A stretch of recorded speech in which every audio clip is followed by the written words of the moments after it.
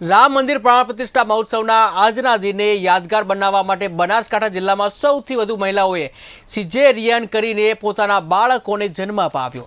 ભગવાન રામના પ્રતિષ્ઠા મહોત્સવના આ ઐતિહાસિક દિવસને પોતાના બાળકના જન્મદિવસે તેઓ દર વર્ષે ઉજવી શકે તે માટે તેઓએ આ નિર્ણય લીધો।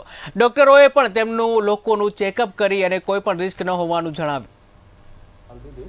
એમની જેમની ડિલિવરીની તારીખ નજીકના દિવસોમાં છે એ બહેનોએ 3 થી 4 બહેનોએ અમારો કોન્ટેક્ટ કરીને એમના બાળકોનો જન્મ આજના ઐતિહાસિક દિવસે થાય અને એના માટે અમને વાત કરેલી અને અમે એમના ફિટનેસને ક્લિનિકલ એક્ઝામિન કરીને જોયું કે બાળક અને માતાને કંઈ તકલીફ થાય એવી નથી। એટલા માટે અમે એમની ઈચ્છાને માન આપીને આજના દિવસે અમે એક ડિલિવરી તો હમણાં કરાવી છે અને બીજી 2 થી 3 ડિલિવરી થવાની શક્યતાઓ છે।